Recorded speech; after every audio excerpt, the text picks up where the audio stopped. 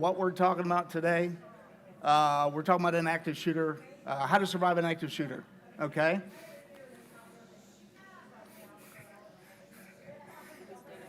Yeah, that's right. Yeah, we're going to talk about how to survive an active shooter. So if you came here and this is not a topic you want to participate in, I understand. Feel free to leave. I know some people have been in different circumstances, but just so you know, this is what we're talking about today is how to survive an active shooter. So just to tell you a little bit about who I am. My name is Bruce Upchurch. Just so you know who is speaking to you. I've been a police officer for total right now 33 years, 30 years full-time. I worked for the Greene County Sheriff's Office. I was on the SWAT team. I was a K-9 handler. I was a sniper for a couple of years. Ended up going to Oakwood, where I had to become a police officer, a firefighter, and an EMT in Oakwood, which is a fun experience. Retired, and then ended up becoming the captain for Cedarville PD right before I went to Cedarville University. So right now I'm the director of Cedarville University's campus security. So active shooter response is kind of like the thing I think about all the time. So it's like always on my mind. So that's a little bit about me. So why do we even have to have this conversation? Okay, I hate the fact that we even have to have this conversation, but considering the climate that we are in today, we don't have a choice but to at least talk about it, okay? At times we think, hey, it's never going to happen here, right? Small town, Xenia, Cedarville, Jamestown, some of our small towns, it's not going to happen here. But the reality is we cannot live with our heads in the sand. 2019, active shooter in Dayton. 9 people killed, 17 injured. Just last Thanksgiving, we had an active shooter in the Walmart in Beaver Creek. How many go to the Walmart in Beaver Creek, right? Yeah, so we know it's happening, but the key to survival is having a plan. And that's a little bit what we're going to talk about today. And okay, where do we start? Okay, here we go. So where do we start? The first thing we have to talk about is, we trust in the sovereignty of God. Okay? But we also have to have a plan. And if I would have anybody in the Bible that I could say represents trusting in the sovereignty of God, yet having a plan, that'd be Nehemiah. So if you remember the story with Nehemiah, he's rebuilding the walls of Jerusalem. Nehemiah is being kind of threats on all sides, north, south, east, and west. And they don't want him to rebuild the wall. So Nehemiah trusted in God. My clicker, do I have to point it exactly in a particular way? All right. Nehemiah 4:9 says, "But we prayed to our God, and because of them we set up a guard against them day and night." Nehemiah didn't just say, "Hey, God, protect us, and we're not going to do anything else about it." Okay? How many people locked their car today when they got out of their car? I did. I lock my house at night. I lock my car every time I get out. I come to church. I don't walk in front of cars that are speeding. We don't live like that, right? So we do have to take precautions. God's given us common sense, so we do have to actually think about things and have a plan. So when we're talking about Nehemiah taught us that it was possible to gather all the available resources at hand and create a plan. Verse 16, and these are paraphrases, okay? Half of the servants carried on the work, while half of them held the spears, shields, bows, and breastplates. These are the servants they put to work. Those who were building the walls in 17 did so with a tool in one hand and a weapon in the other. Verse 18, each builder wore his sword at his side as he built, and the trumpeters stood nearby. And then finally, kind of the culmination of all this is in verse 20. "And whatever place you hear the sound of the trumpet, rally to us. Our God will fight for us." So Nehemiah created a plan for defense. I believe that there is a balance between having faith and being ready. We have to have both, okay? If we don't, we are not going to survive, and God gives us faculties in our own minds and experiences to be able to survive an active shooter. So what do we know about attack events? So we'll kind of go through this fairly quickly. Let's go with Definition, I'm not clicking right. All right. An active shooter, according to Homeland Security, is an individual actively killing or attempting to kill people in a confined or populated area. In most cases, attackers use a firearm, and there's no pattern or method to the selection of the victims. So these are people their purpose is to hunt people down and shoot them, okay? These aren't domestics where a husband comes in and shoots his wife at a place of business.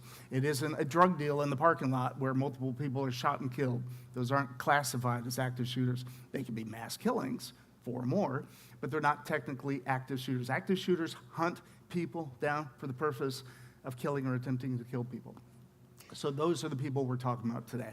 So what is the profile for an active shooter? Unfortunately, there is none, okay? They come from all walks of life, all age groups from 12 up into the 80s. You've got white, black, Hispanic. I mean, you name it, every nationality is in this. Men, women. We're seeing more women, but women are the very minute amount. It's mostly men. So white men are probably your number one category. I believe they're like 47% of the total amount. So, but there is no definite, specific profile we can look at. One thing they all have in common is an avenger mindset. The reason they do what they do, for the most part, is they are trying to avenge a wrong in their own mind, rightly or wrongly. They're trying to right something that was wrong. They go to school, teacher gave them a bad grade, kids made fun of me, my work fired me, they wrote me up, problems at work. So there is something they are trying to fix, and violence is the method by which they do it.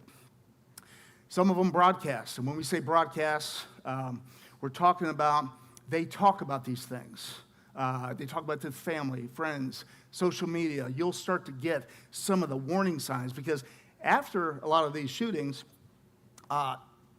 friends and family kind of look at the person and go, you know, I saw some of these warning signs. I saw this, I saw this, I saw this.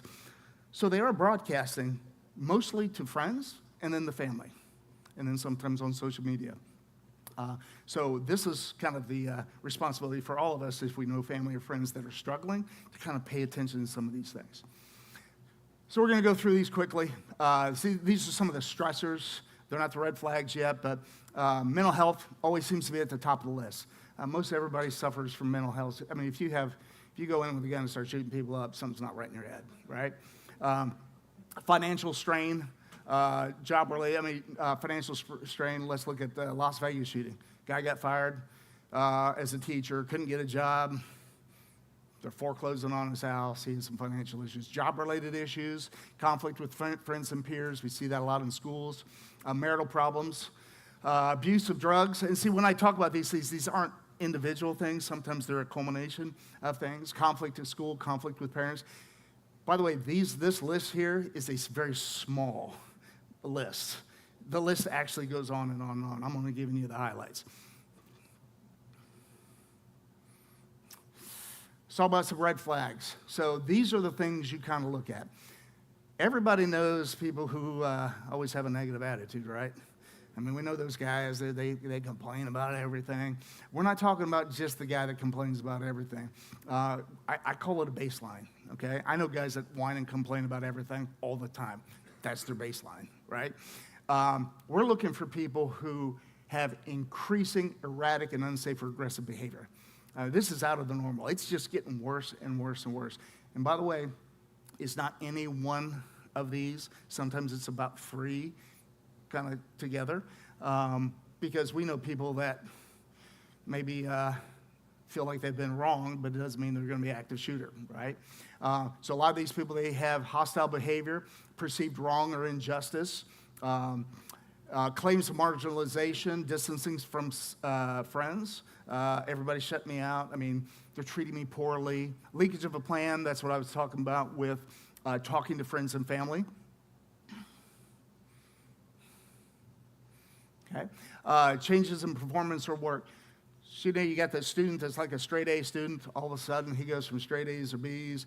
All of a sudden, he's down in the F range.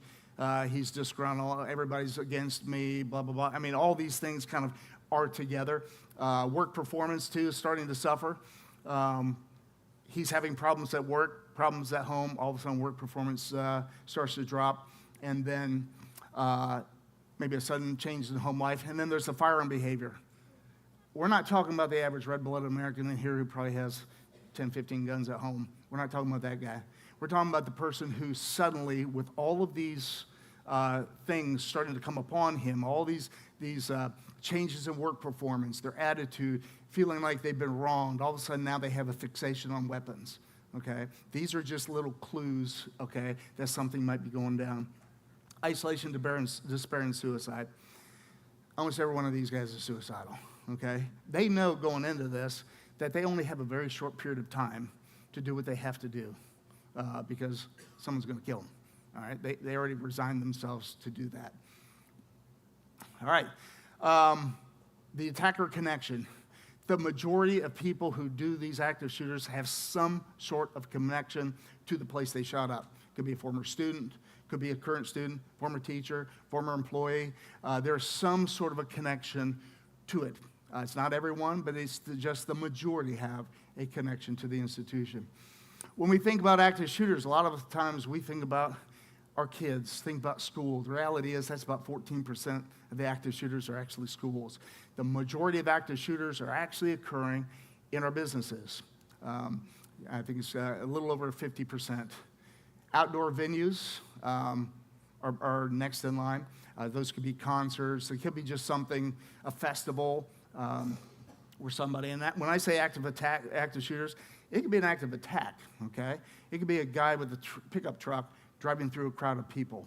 So we're not just talking shooting, we're also talking guns and cars as well, because we're starting to see a combination of a lot of these things being used. Schools would be third, and then other would be places that don't really fit into that category. So it could be churches, hospitals, military bases. So those are another about a 14% of where the attacks occur. So you've heard the phrase, those who can't remember the past are condemned to repeat it. So we have a plethora of active shooters that we can actually learn from. So in the law enforcement field, we are trying to learn from what mistakes we have made, and a lot of mistakes have been made by police officers in this area. And we've seen other mistakes that are being made by the victims. You know, what they did right, what they did wrong, what works, what doesn't work. And those are some of the things we try to kind of bring together and put into kind of a format for you guys, so you can say, hey, this works, this doesn't work, right? Guys remember Columbine, right? First shooting, 1999. What was the mistake the police made on that day? They waited. Yeah, they didn't go in. But it's because back then, you got an active shooter. We're just going to wait for SWAT, right? That was a horrible mistake. A horrible mistake. A lot of kids died that day. So have we learned that lesson? For the most part, yes. But you have Uvalde. Horrible, horrible. Parkland, horrible, okay? We think we're learning that lesson. Many departments are. You've got some great departments here that I guarantee you, Xenia PD, they're not waiting. They're going in. That's just the way kind of our mentality, and we're conditioned that way. But we're not always learning that lesson. We hope they are. But we're going to learn some other things about some of these shootings that will actually help you guys survive an active shooter as well. So number of deaths. So how do we limit the number of deaths? The number one way we can limit the amount of deaths is to get the police on scene as quickly as possible. Number one way, we got to call 911 and get them there quickly. The second one, we're looking at target availability. And what I mean by that is the availability of the bad guy to be able to find people to shoot. If we can give him nobody to shoot at, that is the goal. So we can get police there quicker, limit the amount of people he has to shoot. We're going to limit the number of deaths. So the average response time for police nationwide is 3 minutes. That's an average. Sometimes it's longer, sometimes it's shorter, okay? For us here, thank God, we've got a police officer back here. Response time is 0, right? So they're right here. The shooting up in Beaver Creek, that was 3 minutes. From the time it got called in to the time the first person arrived on scene, 3 minutes. So that's a national average, but think about how long 3 minutes is. okay? 3 minutes is a long time when you're hearing pop, pop, pop, pop. That's a long time, right? We think that's short. That's actually a long time. So we have to give you, my goal for you is to give you a plan today, okay? If you walk out of here, my number one thing I want to teach you today is a plan. I want you to have a plan. If you don't have a plan, I want to give you a plan. If you already have a plan, I want you to build off what I've given you. Because within that 3 minutes, if you don't do these things, okay, you're probably not going to be able to survive an active shooter event. So how should we respond? Well, the first thing we do is we get past the denial stage. All of us get it, okay? That denial stage, our brains tend to interpret information as if it were a part of everyday life. So when we hear a pop, we think car backfired, if that even happens anymore. Firecrackers. So studies show that in a lot of active shooters in schools, teachers heard the pops and they immediately thought firecrackers, right? How many times have we heard firecrackers in school? We don't, right? We don't hear them in schools. So whenever you start hearing pops and you're in school, think that's probably not a firecracker. I need to take action, okay? A lot of times the line between our denial of what's going on, we just got to be able to shorten that, okay? It happens to all of us. We process things in a different way. But the quicker we can move on to deliberation or creating an action, the faster we can actually, the more likely we're able to survive. So when you go from denial into the point of making a decision, I want you to do one thing. Relax, calm yourself. Our ability to make an action is dependent sometimes on how much our brain is able to think. And if we are so consumed by fear at that moment, people tend to, I've seen a lot of active shooter videos where people literally just drop to the ground and fall down, okay? Fall down an aisleway. And there's an exit right over there, okay? That's a person who hasn't had the ability to really think under stress, okay? Calm yourself, take a deep breath, and shift your emotions. This is probably the only time you'll hear anybody say this in church is, I want you to shift from fear to anger, okay? I want you to be angry. This guy is trying to hurt you. He's trying to hurt your friends, your family, okay? Anger is a much more useful emotion in a situation like this. It propels you to action. Fear can sometimes paralyze you, okay? So this is where the anger part becomes useful to your survival. I throw in here stay fit too. Studies just show that people who actually stay fit have a greater chance of surviving traumatic events like this. When you put your body through, and I'm talking about any type of exercise, you put your body through anything where your heart rate gets above 120, 130, 140, your body's used to that, running, racquetball, tennis, whatever it is you do, swimming. When these things happen, if your top end heart rate is like 80, and then all of a sudden an active shooter happens and all of a sudden it goes to 150, 160, that's when people start to pass out. They start to not being able to think. Fine motor skills start to decrease. You ever see those TV shows, where that person's being chased and they got the key and they can't get it in the door because their hand's shaking? It's literally, it's a real phenomenon. When they become so overwhelmed with fear, they start to lose the fine motor skills to do things they do 100 times a day. You just can't do it. That's why we have to take a deep breath, calm yourself, and prepare for action. In order to prepare for action, you got to have a plan. So here's the plan I want you to remember, okay? In order to survive an active shooter, if I can get my thingy to work.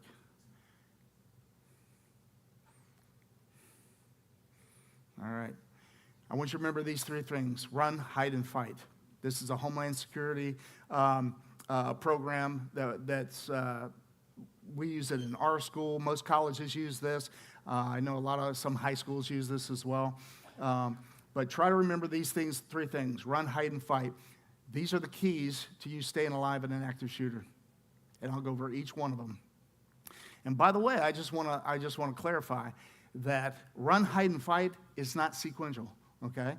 You might find yourself in a position where fighting is your first choice.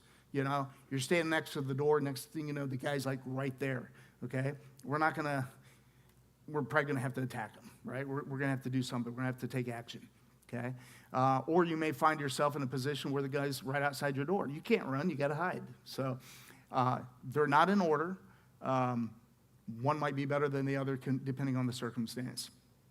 When we run as fast as we can. We get out immediately. But here's the thing. I don't want you to run so fast you don't know where you're going. Okay? You got to know your exits. Every building has multiple exits. How many exits do we have at Lighthouse here? I count about 7. Is it 7? I count about 7, right? So the problem is we ask people, like I do this as a kind of a test, like ask people, hey, how many exits are there in Walmart? When everybody says, 2, the main entrance. There's not. I figure there's probably at least 6 exits in Walmart. She works at Walmart, okay? So but the thing is, we have conditioned our minds to go in and out the door we always come in and out on. Once you get past that, okay, those doors that say employees only, that is for you in an active shooter, okay? If it says don't go out this door, an alarm will sound, go out that door, okay? But we have conditioned ourselves. We're such rule followers, which is great, okay?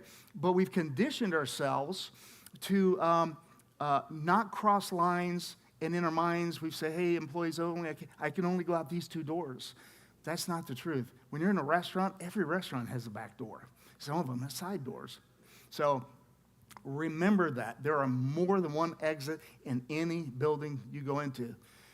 So we live, pretty simple lives. We go typically to the same grocery store, same restaurants. So when you're in these places, just take a look around. Count how many exits there are. Know where they're at. That way, if something were to happen, you know where to go.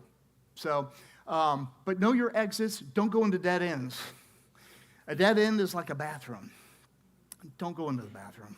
I mean, there are some bathrooms that lock, but most of your bathrooms, they don't lock. And you're a sitting duck. Pulse nightclub, good example. Most people died inside the bathrooms because that's where they ran, inside the bathroom. And when the bad guy came in, he just killed them all inside the bathroom. Not a good place to hide. Don't run into a dead end. Go to an exit you already know is there. Think of running in terms of a sprint, not a marathon. And while we're sprinting and running, and I know some people can run a little faster than others, but think in terms of cover and concealment. Running to cover and concealment. So the difference between cover and concealment. So concealment is like hiding behind a curtain, okay? Bad guy can't see you, but bullets will go through it, right? So you don't want to hide behind a curtain. Not unless you absolutely have to, okay? But you want to go through cover, okay? And cover could be like a granite table inside the office or something like that. Lock the door, put the granite table up. If you're in a parking lot, the engine end of a car, not the back end, bullets go through that back end, but the engine end of a car. That's the difference between cover and concealment. So as you're running, I want you to be thinking about these things and where to hide and where not to hide. As soon as you get to a safe place, call 911, because remember, we only got 3 minutes to get police there for help. So call as soon as you can. All right, so as we're running, I want you to think of secondary exits. Okay? This here is a kosher deli in France. Some terrorists came in and began shooting people. These people here, they tried the door there, where they pushed above and below the push bar. They didn't even hit the push bar. This is what I'm talking about, fear response. It locks you up to the point where you don't actually do things you should be doing, like pushing on a push bar, a crash bar. You see a ladder right there. They didn't even try to go up the ladder. There's a little loft up there. They could have hit in. So that's like a secondary exit or a place to hide, okay? Through drywall. If you're locked in a place that has drywall, some buildings break, can't do that. But you can go through drywall if you have to. How about out of a window? How about through a second-story window? You take a look at the Virginia Tech shooting. That is the #1 school shooting, college university shooting in history. 32 people killed in that shooting. He just went through one hallway to each room. Room 205, he was a Holocaust survivor, was the teacher. This guy barricaded himself up against the door and told the students to jump out the window. 10 students' lives were saved by jumping out a second-story window. Some of them broke legs, but that's okay. I would rather break a leg than get shot by a bullet, okay? So think of these things if you're on like a second-story window or a first-floor window. If you got a window, break it out and run if you can. Okay. If you cannot run and you have to hide, you try to get to a room that locks. I know all these rooms here lock. CW University, this was a kind of a mission of mine. We had a bunch of doors that did not lock at all. They locked, but you had to have a key. And the professors would have to go down, get a key out to come back and lock the door up. That's not good. Michigan State University, big lawsuit after their shooting for failure to protect. Because there were, my first account was 1,600, and I hear they replaced over 800 doors, locks. These are classrooms that didn't have locks on them. So these people are getting shot, and they don't even have a lock on their door. So that's a problem. So find a room that has a lock. If you cannot find a room that locks, you barricade it. But once you lock that door, as quickly as you can, turn the lights out, get out of sight, silence your phone. And I say silence, don't turn your phone off, because sometimes that's a great way to maybe communicate with somebody, to tell them, hey, he's up here on the second floor or wherever you're at. So silence your phone, though. You got to be as quiet as you can. Yes, ma'am. When you said that, it would be good not to then have it on vibrate. Because what if somebody calls you and the phone vibrates in the ear? If you're in a room, I'm not too worried about it vibrate. Yeah, that bad guy's, he's on a mission right now. So if you think about this locked room, though, these guys are looking for an easy target. They're not looking to sit there to try to kick a door down to get to you when he's got easier targets over here. They know they only have a few minutes to take action. They're going to try to kill as many people as they can. So studies have shown that there has yet to be an active shooter that has breached a locked door, like a classroom door. Haven't done it yet. 2 cases where they breached the glass and was able to get in the locked door. You ever have, see those? We have them at the university, and I hate them. They have the door, and then you have this big, pretty glass right now in the BTS. Those are horrible, right? I mean, you can just shoot the glass out and walk through. So 2 instances of that happening. But actually, a locked door, they're not trying very hard to get through it. The ones in Virginia Tech didn't have locks on them. Those kids pushed desks up against the door and barricaded it with their bodies. They'd put their feet up against it and put their bodies up against it. And one classroom, nobody got shot, because that's exactly what they did, was they barricaded the door. So barricade, heavier the better. If you can do this like linear, like a table, if you got that many tables in the room, taking a chair. We've done this and practiced this, is taking a chair and shoving that. You ever see that on TV where they put the chair up in the door? It actually works, okay? It at least slows people down. Door stops, if you got them, can be effective. The little rubbery ones, probably not so good, but at least they'll slow them down, at least. He may be looking for something quicker. If the door opens outwardly, these are the difficult ones, okay? Tie a belt around it, okay? If you've got no other choice, tie a belt around it and hold that sucker shut. Closers, sometimes those closers, if you can tie something around the closer, that's that thing that you see them up there on the doors. If you tie something around that and hold that tight, it'll sometimes prevent it. We've done it, we've tested that. I think it works for the most part. Sometimes they can get it open a little bit, but it's better than nothing. There are commercial devices out there. A lot of schools have devices like this. I know Cedarville has them as well. So one thing we don't do is hide and hope. So hide and hope is hiding out in the open and hoping you don't get shot. I heard about the active shooter in Beaver Creek. One lady says she got so scared she hid under a table at the subway. That's not going to protect you from a bullet, okay? Sutherland Springs, Texas. This is like the number one, the worst church shooting, where a guy shot 2 people on the outside, shot into the building, and came inside, and what did everybody do? They hid under the pews, okay? And all he did was just walk down every pew and just start shooting people. Nobody tried to run. Killed 26 people that day, and injured, I think it was like 17 or beyond that.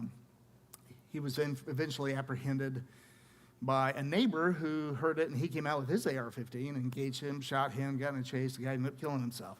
So all that to say, hiding and hoping is not a plan. If you run into out here and just hide underneath a desk, right in plain sight, if you're in an office building and you got a cubicle and you're just hiding under the desk, that's not a great plan. It's better to run. I want to talk about other things we don't do, okay? Other things we don't do. Don't pull the fire alarm. I saw this on the video a couple times where they say, pull the fire alarm. Don't pull the fire alarm. Bad guys want you to funnel out. They want as many victims as possible. And we're making the assumption that everybody in the building or the school knows the shooting's happening, right? So, I watched one the other day, and he said, push everything up against the door and get your lighter out and set off the sprinklers. Don't do that. You start doing that kind of stuff, everybody's going to do what? Funnel out. We don't want you to funnel out, right? And actually, this has actually been done in an active shooter where the guy pulled the fire alarm to get everybody to come out. That is his goal. So don't do that. If you are in that position where you have no other choice but to fight, maybe the door doesn't lock, you have nothing to barricade that door, he walks in, you're fighting for your life. Your level of violence needs to exceed the violence of the perpetrator. And I'm talking, this is where you shift from fear to anger, okay? And this is where I'm going to say it is okay for you guys to use your anger and beat the living daylights out of this guy. It's okay to do that. He's trying to take your life. You're completely okay to do that. In the eyes of the law, you are completely okay to do that. If you have to, what you don't want to do in a room, let's say the room doesn't lock, or you're in that position, you don't hide across the other side of the room and hide somewhere unsecured, like under a desk, because then if he comes in and finds you, you're dead. What you want to do is you want to be right next to that door. You want to be right there to be able to grab him. The number one thing you need to do when you're fighting this guy is to grab that gun, secure that gun. I mean, if you think about it, if you take a look at all these active shooters, they're not bodybuilders. They're not black belts in jiu-jitsu. These guys are usually gamers, or they're people that are just, average guys, Sorry, it's true, okay? These guys aren't in great shape, okay? They watch a lot of video games, they put on their stuff, and they, this is what they do. Not all of them. There are some military guys that actually do this. But the point is, they're not usually really big guys. They're not great fighters, okay? If I have a gun, and I've got it down here, and I'm coming in, and you grab the end of that gun and push that down, I work out, but I'm telling you, I could have any one of you young ladies push that gun down, and I'm going to have a hard time picking it back up again, okay?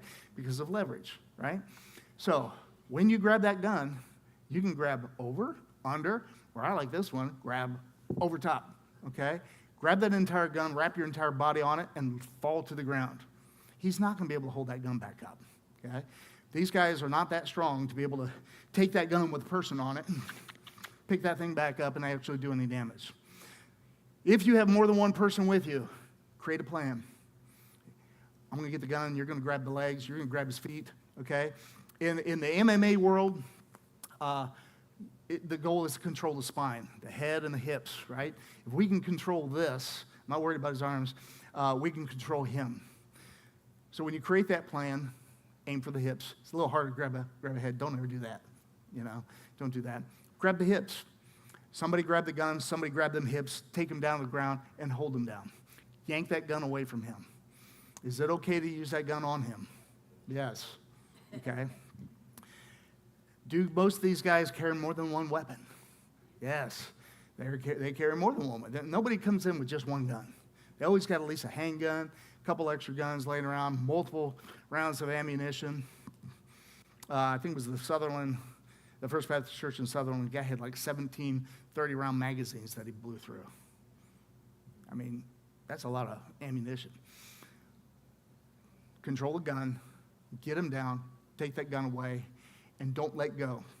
Now, if he goes down on the ground, he gives up. Okay, I'm going to tell you from a police officer's perspective. If he comes and he gives up, says, I give up, puts his hands behind his back, do not shoot him. Okay, hold him down until the police get there. But you do what you have to do to survive. When I say do what you do do what you have to do to survive, you can use improvised weapons. Fire extinguisher, beat him over the head. Take a pencil, jab it in his eye. Okay, these are things you do to survive. You're okay to do that if a guy's trying to kill you. So I want you to think in terms of surviving and using different weapons. I got a question. Yeah.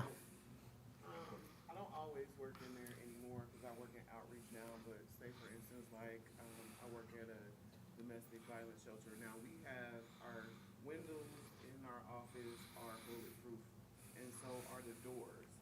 But if we have a perpetrator that breaches the property, Mm-hmm. should my first thing be to call the police? Well, your first thing should be to lock that door and hide behind your desk. Well, yeah, it's always. Then call the police. We always keep it shut. Then call the police, We yes, call the police, yes. But what about the residents that are staying there? Well, at this point, you're no good to them dead. Do you know where, the question is, do you know where he's at? Let me tell you something about gunfire, okay? It echoes, okay? I can shoot a gun over here, and you may think that it's coming from over here. So understand that just because you think you hear it over here doesn't mean it is. And that's why it's a great question, okay? I've had students ask me that, hey, should I run out and grab all my friends and bring them in? Well, you don't know where they're at, right? You don't know where the gunman's at. If you start hearing them gunshots, lock it down. And I don't want to sound, it's not unloving because you need to be there for them if they don't get shot, right? So just the mere fact that bullets echo, you know, I was in the Greenview High School. Every other year, they actually bring in a guy in a red man suit. I'm actually going to show you a video here in a second. Bring a guy in a red man suit, shoot off a .38 blank. And if it's upstairs, I didn't hear it. I was in the cafeteria as an officer. Didn't hear it. Bottom floor, I heard it sound like a book drop. The way these concrete buildings are made, sometimes you may not hear it. It may sound like a book, okay, dropping. It may sound like it's over here, but it's over here. When you hear that, run, hide, fight. Okay, that's going to be my advice to you, run, hide, fight. So we talk about, yes, using improvised weapons. Shift your emotions. You're fighting for your life. Okay, this here's Greenview. You'll see the guy, I don't know if I got a laser up here. That guy right there? All right, that guy's a police officer in a red man suit. And so they've been doing kind of this training. Hey, if he comes into the room, you're gonna grab him, take him down, okay? This is kind of what I'm talking about, okay? Working as a team.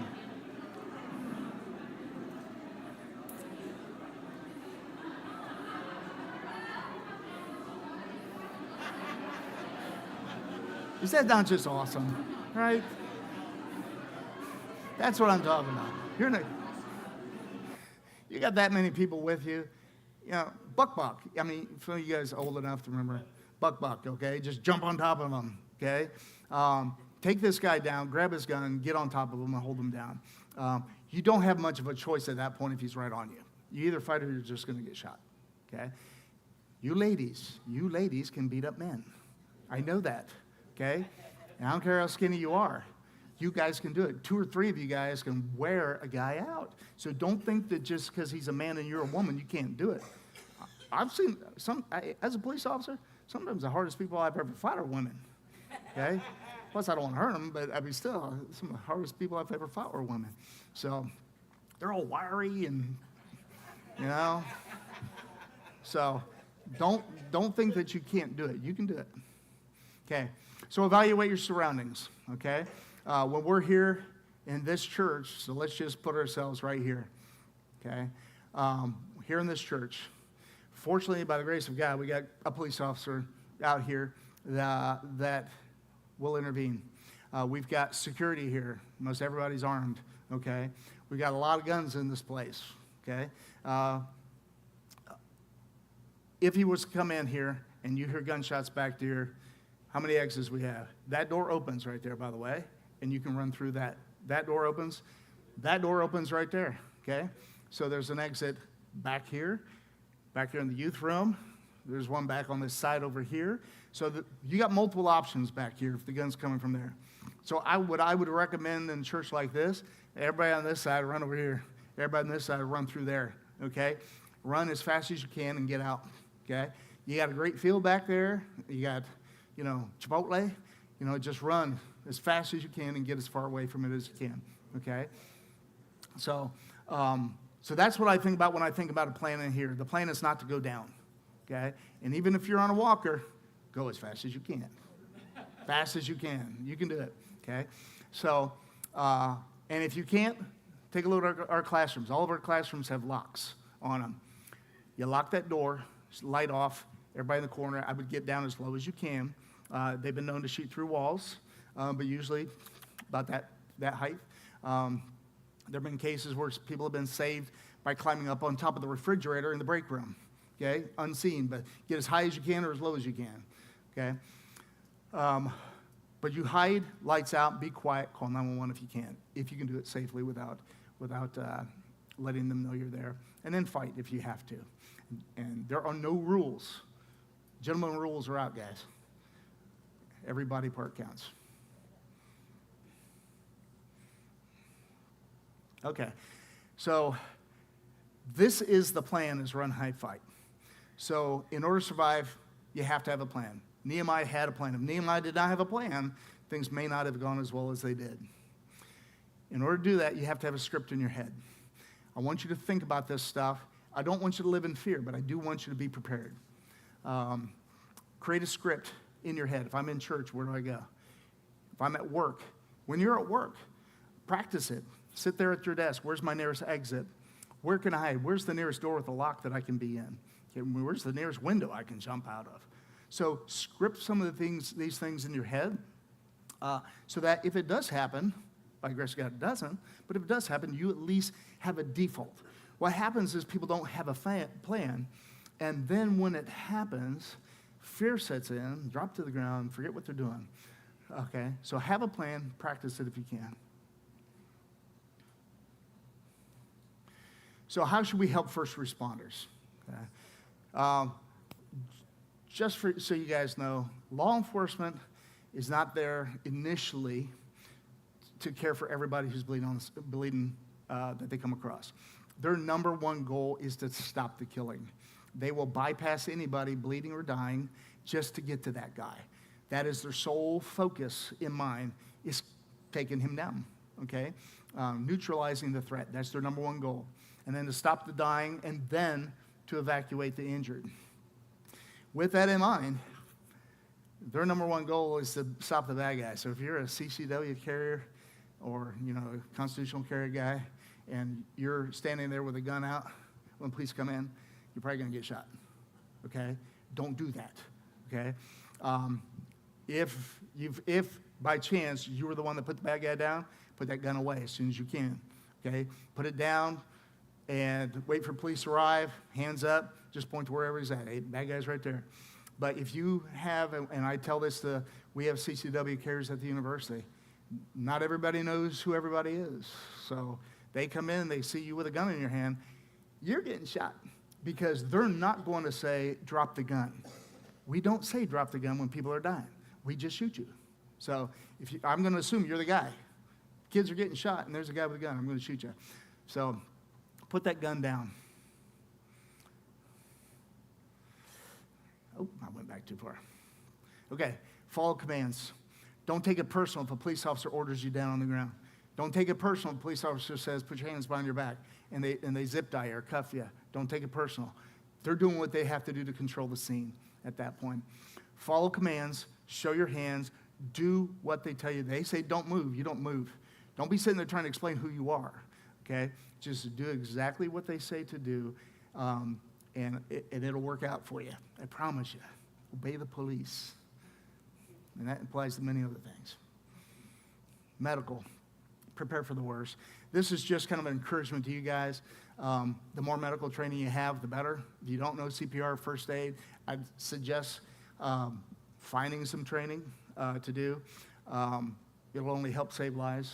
Buy yourself a tourniquet. There's a program called Stop the Bleed, which is a great one too.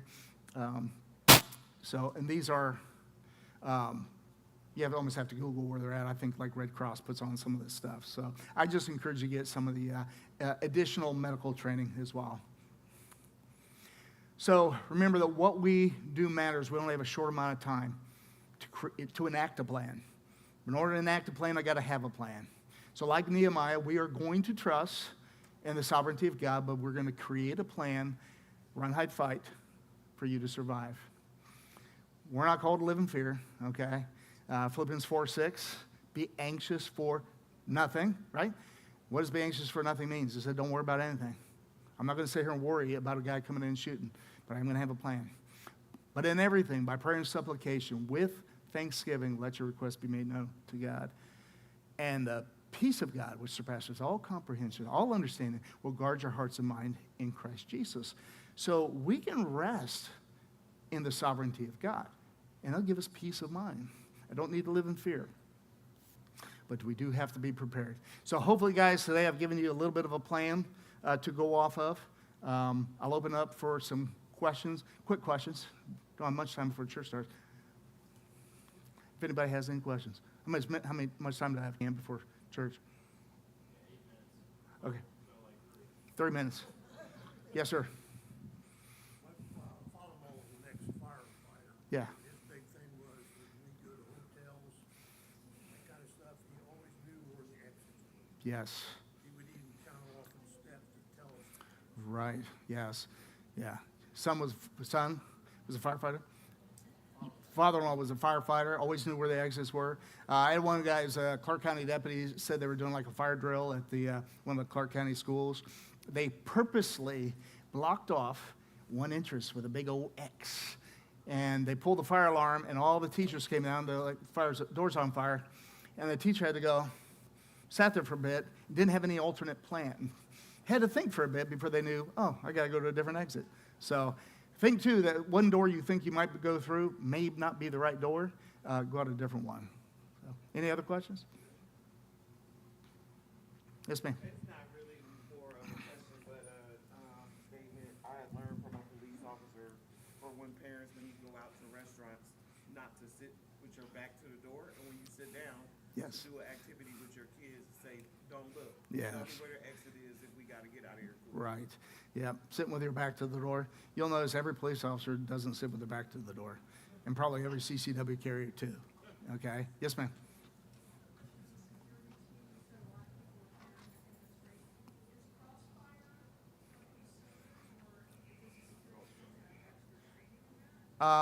I don't believe so. As far as those who carry, you have to be a licensed CCW carrier and be authorized by the pastoral staff to be able to do that. That's the law. You can't just carry a gun into church. That's against the law. Okay? So everyone's been authorized. The training of that, I don't believe the church probably doesn't do training. You take on that liability. At the university, we allow professors to carry. We don't train them. If I train them, then I take on the liability of what they do, just like the police department would, right? So the liability is on you if you shoot. They do enough training, though, that they're good. All right.